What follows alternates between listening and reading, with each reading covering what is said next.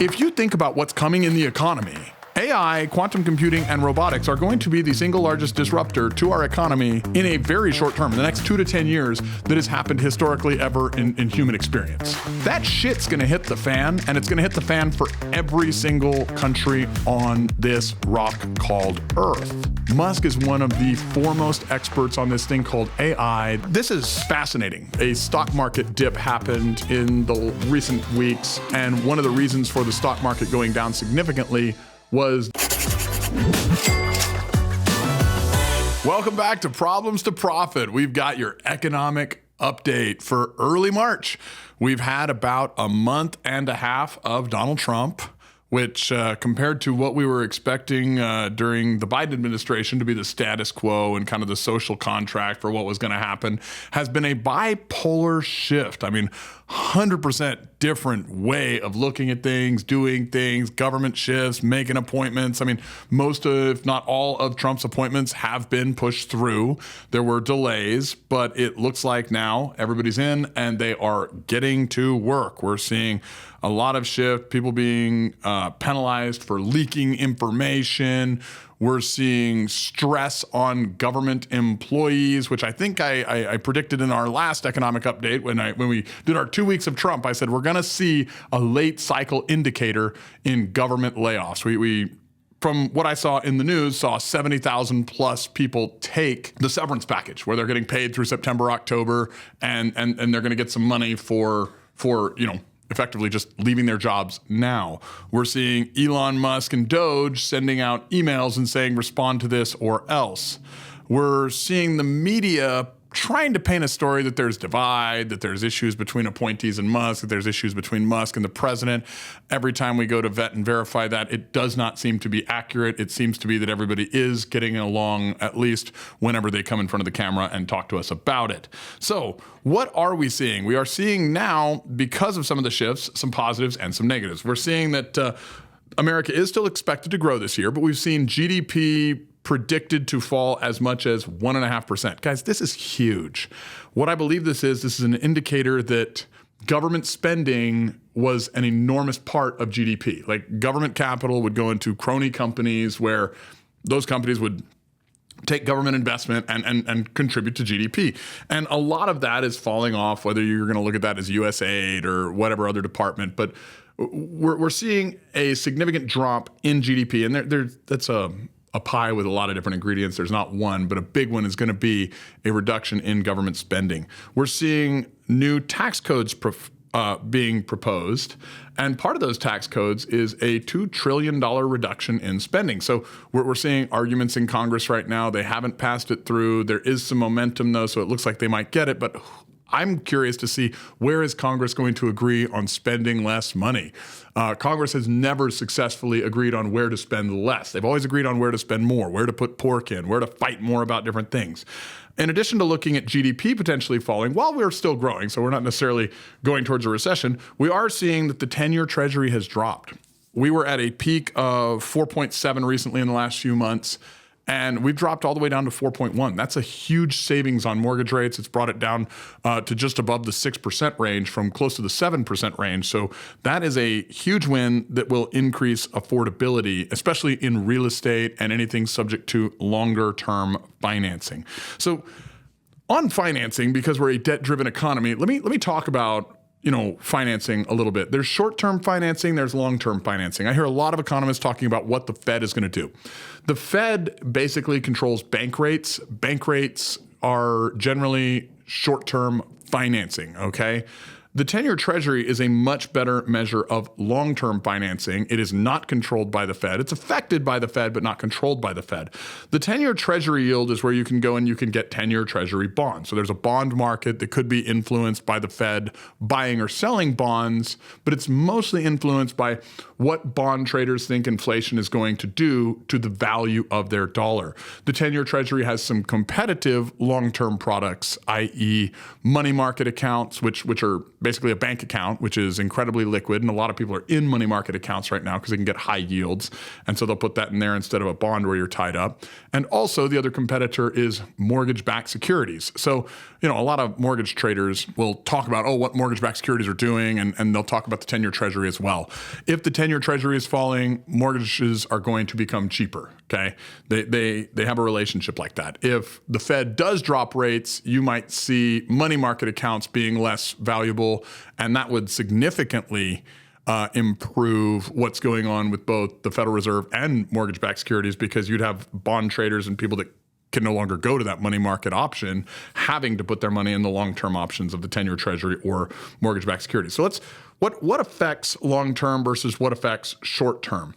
Short-term, the Federal Reserve is affected mostly by, jobs and inflation data. So we've seen inflation come up a little this year, then be relatively flat in recent readings, but it's still high. There are fears of stagflation. Stagflation is basically everything is just continuing to go up. It's kind of a cycle. You can't get out of it. Jobs and inflation numbers being the two main things that the Fed is looking at actually give us what I think is some significant upside, even though this is not on the news. Government is doing layoffs. I mean, we just saw Trump drop 6,000 IRS employees. They're talking about, anybody who doesn't respond to an email could have their job threatened. I mean, that's 2 million government workers. If you saw 1 million more layoffs, that would be crazy. In addition to that, we did see that, a stock market dip happened in the recent weeks. And one of the reasons for the stock market going down significantly was the Bureau of Labor Statistics came out and said, oh, wait, jobs aren't as good as we thought. We have a lot more revisions coming. There's a lot less jobs than we thought there were. They revised away over 1 million jobs late last year, which means the Biden administration BLS data was complete BS. They could just take the L out. It was probably Bureau of Labor Statistics could be just the bullshit, statistics, at least in the last administration. So what we're going to see from the Fed on jobs, while I don't think they're going to necessarily drop rates on the short term immediately, could be something where they have to drop in June, July, August, based on government, which is a late stage actor, okay? Real estate is always early stage. What you see happening in real estate is generally an indication of where the economy is going to go, and I'm talking single family here. Late stage is when it's hitting government. That's normally when you're at the end of a cycle. It's hitting government. So when the government is doing layoffs and you have a lot of the corporate, big public companies doing layoffs, because that's the only way for them to cut costs, you can see late stages, jobs could be the key to the Fed lowering short-term rates, which would lower bank rates, which would be good for commercial real estate. The 10-year treasury is what's really going to benefit residential real estate, and that's more driven by bond traders and quantitative easing or tightening, which right now the Fed's in a tightening cycle. So hopefully that made sense. If that didn't make sense, please post comments and questions in the comment section of this podcast, and I will have my team and I go through and answer them to the best of our ability to make sure that you guys understand what's going on. Stock market dropping. We saw a stock market drop initially because, the BLS came out and said we're going to lose more jobs on revisions. We saw the stock market continue to drop because there's uncertainty around tariffs. Guys, the way I'm looking at tariffs right now, while I do think there will be some tariffs, the big ones are coming reciprocal in April. The ones on Canada and Mexico, they're saying, we're going to do it, but maybe it won't be as much. And what we saw last time was Canada and Mexico came and negotiated. We haven't seen what's going to happen yet. We're expecting it this week. That will definitely be on our next economic update with the results. But the way I look at it is like, you got to look at like presidents almost as realtors, right? Like they're like the realtor for our economy. Like Trump is our realtor. And yes, maybe he's an asshole, but he's negotiating on our behalf. He doesn't live with us. He's not in our house. We don't have to sleep with the guy. Like he's going to be here for a while negotiating for us and then he's gone. But he's negotiating well. And he's leveraged tariffs as a negotiation to try to benefit the economy, okay? Now, do I personally think he's an asshole? No, I've heard he's a great guy, but I know some people have some issues with him. If you look at like Biden or Kamala, like the previous administration as a realtor, they were like, hey man, why don't we pay double for the house? Hey, let's give the seller more free shit. Like they weren't a good realtor. They weren't negotiating for us. So I feel like tariffs, at least thus far, are a negotiating tool to wake back up the American economy. And I know everybody's talking about trade deficits and this, that, and the other, and trade deficits can be something while there is a large trade deficit, that's actually not bad for the consumer, okay? Because we're getting cheaper products from other places. But it is bad for the producer. So like trade deficits are not good for American jobs, but they're really good for American consumption. So it's not like a one-sided thing. It's not like, hey, we want even trade all over. Like we may want really even trade on things where we have the same amount of resources as somebody else, but if we don't have copper, but we do have steel, then we're gonna have a deficit in one but not the other. Does that make sense? So like trade deficits are only good where we need things cheaper. And if it's a reverse trade deficit where the other person's in deficit, then that we're a producer, okay? So it seems to me that Trump is balancing trade deficits with producer and consumer nations to try to get us as much as we can get to benefit our economy, right? The other thing that I think that Trump is doing, and this is just very interesting with his alliance with Musk, is he appears to be upsizing American manufacturing, upsizing American, lumber and mineral and natural resource production, which requires hands-on labor and real labor-based jobs. Why would anyone do that? And if you go back and watch some of the different episodes, you'll see actually this came from a prediction from one of my guests named Zach Abrams, and it was amazing. He said, Musk is Trump's tech department. Musk is one of the foremost experts on this thing called AI, this thing called quantum computing, this thing called robotics, and even like putting chips inside of human brains. Like, so he's creating cyborgs effectively. This is fascinating. If you think about what's coming in the economy, AI, quantum computing, and robotics are going to be the single largest disruptor to our economy in a very short term, in the next 2 to 10 years, that has happened historically ever in human experience. That shit's gonna hit the fan, and it's gonna hit the fan for every single country on this rock called Earth. If we're the only country that has an umbrella, standing in the same room where the shit hits the fan, less shit's gonna get on us, guys. Why? Because we'll have more labor, we'll have more workers, we'll bring back more manufacturing. It will disproportionately hit others harder than us. AI is gonna replace a lot of jobs. It's not going to immediately replace manufacturing or labor-based jobs. So that's a fascinating approach to get ahead of what we know will be the largest black swan event. Next topic I wanna hit on kind of the market update is now a buying opportunity. I don't know. There still seems to be room to go down. I'm holding off. I don't want to give you advice on whether to hold off or not. I think there's probably some buying opportunities starting in some of the small caps. I think some of the larger stocks that have just been perpetually going up for the last 4 years, even though the American consumer has been suffering for the last 4 years, may still be overvalued in my opinion, but it's something to start watching. So wars, war in Gaza, war in Ukraine. I'm watching, effectively Hamas is antagonizing the Jewish people. Like returning a bunch of deceased hostages is not a good look. Laughing as you're turning dead babies over to their mother is not a good look. This could become another instigated crisis that we need to be hedged for and wary for, because right now there's a lot of anger in that area of the world, and that crisis could reignite. I'm not trying to say, Israel's a good guy, Hamas is a bad guy. I mean, frankly, war is bad on all parties, but what is going on in this hostage exchange is disgusting. And we need to look to see what that's going to cause in the future, because there could be some supply chain disruptions there. The war in Ukraine. I mean, we had a huge blow up in the White House, in the Oval Office, between Zelensky and Trump and, Vice President Vance. I watched the full 50 minutes. It looked to me like Zelensky was trying to leverage the media to get people on his side. It looked to me like Zelensky does not want a ceasefire immediately. Zelensky's willing to sign the minerals deal, which would get American boots on the ground, but American boots aren't going to get on the ground there to start mining, drilling, and getting minerals until a ceasefire actually happens. Like, there's no way our government is going to send non-soldiers into harm's way to get shot at by Russians. So Trump wants the minerals deal. Trump wants American boots on the ground. Trump is not running this situation like a president. He's running this situation like a CEO. He's making an economic deal to get America's money back. Zelensky does not want a ceasefire. Zelensky wants more money, more weapons, more fighting to improve his position to negotiate a better deal. Trump wants an immediate ceasefire and an immediate wealth generation. These two people are 100% on opposite sides of the equation, and it's not going to happen quickly. So Trump now, I predict, is going to work on a win-win situation for himself, not for Ukraine. I believe Trump is going to withdraw all aid, And Trump is going to put Europe in a complete you're on your own position. If Europe continues to fund this war, which there's questions on whether that's even possible, then Trump will probably back out of NATO. Money was not made in World War II. I've heard a lot of people say, oh, war is really profitable for America. No, it's not. After war is profitable. Why? Because when people bomb the shit out of each other, they don't have the means of production. We sell them all the shit they need. So Trump's either going to create a win-win and a political win by ending the war right fucking now and looking like a hero that stopped the shooting, okay?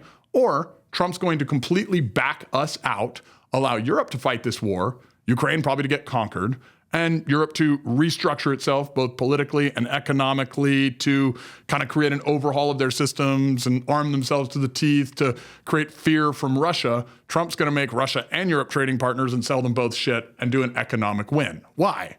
Because that's what a CEO of a company would do, and Trump is more of a CEO than a president. So let's look at that.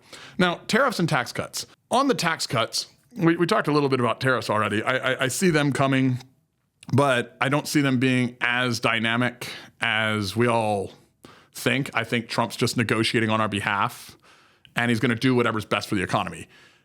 We have seen Trump and Musk and cabinet officials during hundreds of hours of media time. So while they have made mistakes, they laid off the wrong people, they rehired them back, like they said the wrong thing, they came and admitted it.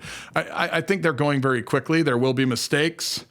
They'll probably make some mistakes on tariffs. They're overhauling things. But since Trump is an economically driven guy, he'll watch the markets, he'll watch the 10-year treasury, he'll watch everything. And if something's going wrong for America, I think he'll come back. So I'm not too worried about the tariffs.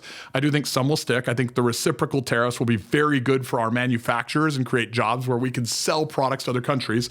I think the tax cuts that it's announcing that are not even here yet, they haven't even been approved, they're just in Congress, are going to bring an enormous amount of investment to America. I think the new gold card that he's announcing could bring an enormous amount of talent to America. I mean, you want to talk about the right kind of immigration. If they get a $5 million investment into America to get a gold card to immediately get citizenship, and you can vet them, and they come out and they create jobs and they create opportunities and they create situations like that, not only is that going to benefit our country, it's going to reduce our deficit significantly.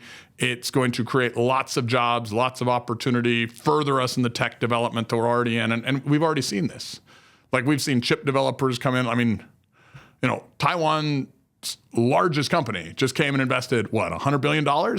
After a $70 billion investment during the Biden administration that had to be propelled from a $6 billion effectively gift that we gave them to incentivize them. And they just invested another $100 billion. This is huge, guys. So the tax cuts are already working without even being put in place. If we see these tax cuts, the question's not going to be whether it will benefit Americans economically. That's a shoo-in. The question's going to be, how much will it benefit the government? Lower taxes will increase productivity. Increases in productivity will increase people's willingness to pay taxes, and it will increase overall revenue that can be taxed. The question's going to be, which it's always a big question, is there going to be as much revenue going to the government coffers as it would have been with the higher tax rate that we currently have today? And so that's always some people are going to say yes, some people are going to say no, but really this is a test, guys. It's a wait and see. Either way, it's going to be better for the American people, okay? There will be more tax cuts. There will be more opportunities. You might even get some money back with DOGE. Like, we should probably talk about DOGE. DOGE is a big thing. There's people that hate Musk. There's people that love Musk. I'm not on either side of the equation at this point in time. I love what Musk is doing. I don't love how Musk is doing it. But there is obviously so much fraud and abuse and waste in our government and in the way that things are spent. Like, I have more accounting metrics and we code every check than it sounds like our Treasury Department does. Like, I want my government running at least with the same level of efficiency and technology and how they process money, our tax dollars, as a simple business would run. Like, adding some of those things and creating simple things like that is a win. Reducing waste is a win. Anybody who's against that, you can be against how it's done, but you shouldn't be against it being done. I mean, Bill Clinton did it. He was on the other side of the equation. So you can say, hey, I don't like Musk's style or his approach, but saying I don't like taxpayers saving money is really a stupid comment. So at least the media outlets that are saying that are just stupid. They'll probably shut down at some point because they're just trying to create hatred and anger. America's an interesting place. Like you have one dynamic way of doing things under one administration, then you switch to another dynamic way of doing things under another, administration. It's almost this bipolar effect. And it's fascinating. Like, European countries where they have like a dozen political parties, they don't switch from one side to the other so quickly. They kind of go, left to left center to, right center to right. And then they kind of, they tick back and forth all the way. We just go extreme, extreme. So we're this crazy extreme shift process right now. And arguably the American consumer was hurting under the previous administration. So the shift is probably a good thing. However, in situations where there's dynamic change, there's also situations and circumstances where you can have more black swan events. What is a black swan event? It's an unexpected economic circumstance that causes dynamic pain and generally creates a domino effect, crashing multiple submarkets and generally the entire market if it's not managed or monitored or caught in some way. That's why they call it the black swan event, is you just didn't see it coming and it hit you. And are we in a situation where we're guaranteed a recession? No. Are we in a situation where the Fed has to pivot now? No. Should we look at the significant, triggers that are going to cause the Fed to pivot? Yeah, I think they're going to have to pivot this year. I think we'll probably see a 75 to 100 basis point pivot this year if there's not a black swan event. But the likelihood of a black swan event during dynamic change is much higher, especially when you're talking geopolitical risk, especially when you're talking supply chain impacts, especially when you're talking like wars going on like that. I mean, there's just so many things that could happen when we're restructuring millions of jobs in our government, and you're taking people who might not have done a lot, who might have had an easy paycheck, and you're forcing them into the private sector where they're going to be managed, hyper managed by their new organization that's employing them, or they're not going to be able to get a job and they're going to be living on the streets. I mean, these are dynamic shifts in what's going on in our world right now. So with that, advice and predictions. If we don't have a black swan event, I think you're going to see Fed pivots this year, 75 to 100 basis points, at least 50 basis points, because we are still highly restrictive. I think that will impact money market accounts, and you'll see mortgage rates continuing to go down. I think we'll be in the low to mid fives by the end of this year. If we do have a black swan event, that will happen much, much quicker. I think the 10-year Treasury is going to continue sliding down. I think with government layoffs happening, and we got to think, Trump's the CEO. What's the CEO going to do? He's going to increase productivity. We're going to see employment suffering. That's going to trigger both the 10-year, that's going to trigger the Fed, and it's just how long is this going to take to happen? With what's going on with DOGE, there's a lot of lawsuits happening, but they're winning those lawsuits, and the judges that are generally stalling them, it's funny, one judge stalled DOGE, but his wife owned an NGO. Like that was called out so quickly, like that's going to get restarted overnight, and that's going to continue. And we're going to see more shift, more change, less waste, but it's going to be a stressful process. So with all of these things happening, what do we do with our money? Right now, guys, my recommendation, start hoarding cash. You need to focus on increasing your cash flow. Cash flow was, and always will be king in an arbitrage economy. But right now, because of an elevated risk of black swan events, cash is also king, because there could potentially be buying opportunities. There could be opportunities for you to take over companies. There could be opportunities for you to buy distressed assets. What is the best asset you can get right now? Hard assets. Assets that, in my opinion, are inflation hedges, are tax hedges, and generate cash flow. I mean, there's not going to be a ton of those. I mean, real estate is one of those, but I don't know if right now is the buying time. So I think right now it's like, as an investor, like if you're a homeowner, yes, it's probably the best time to buy. Why? Because, guys, you date the rate, you marry the house. Like homeowners who are dealing with retail products, we're likely, as soon as that Fed pivot starts happening more aggressively and the 10-year Treasury continues to come down, we're going to see single family boom. So home buyers, buy now. Investors, hoard cash, hold, hedge. Cash flow is king, but cash is also king. Cash flow was totally king in a rising environment, which we had over the last 4 years, which was good for the rich. This market's going to come back to good for the middle class. It's always going to be good for the rich. That'll never change, because the rich are who funds the politicians. but we're going to come back to good for the middle class. Why? Because unlike the Biden administration, I think the Trump administration is smart enough to know that to get reelected, the normal, average, everyday American needs to rush out to vote. And they voted to get out of pain. So the middle class has to win over the next 24 months. If they don't, Trump doesn't get reelected, and he's smart enough to know that. And when I say Trump doesn't get reelected, he's going to lose Congress and the Senate.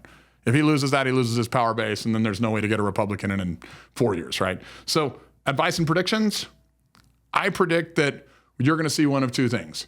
You're either going to see steady lowering of the 10-year Treasury throughout the year and a few Fed drops throughout the year that are going to total 50 to 100 basis points, which will make the money system a little easier. You're going to see stock market volatility, and you're going to see the stock market less stressed about the Fed and much more stressed about all data. I'm talking inflation data, I'm talking jobs data, I'm talking all of the data that comes out. You're going to see a lot more trading based on data, a lot more algorithmic trading based on data, which is going to get probably ahead of investors, and everything's going to be more subject to that. If we have a black swan event, I think there's going to be great buying opportunities. That will come. We can't predict whether it will come or not, but it'll come on us like a bandit if it comes, and we will, know the epicenter after it's happened. Okay, I think if we're going to have a recession, it's going to be a jobs recession. I think that's the black swan event that they're trying to admit right now happened, but they're going to try to blame it on Trump. I think that could cause a rate pivot, but remains to be seen. I've been saying that since late 2023 when I thought the BLS data first started being bullshit. But right now, guys, hoard cash. Wait. If we do have a jobs recession, you're going to see a lot of opportunities. You're going to see a reduction in inflation. You're going to see a lot of things going in your way, and there's going to be buying opportunities for you to buy and hold. Guys, hopefully this adds value. Hopefully this helps. I hope you all have an amazing day on purpose and go out and become successful in this market. Remember, markets where there is dynamic change, which we are in one right now, is where entrepreneurs, especially those that listen, learn, and are not fearful, do the best. This is one of those times where those who are stuck in their ways lose a lot, and those who are open to change win hand over fist. But you have to be constantly vigilant. Have an amazing day on purpose, guys.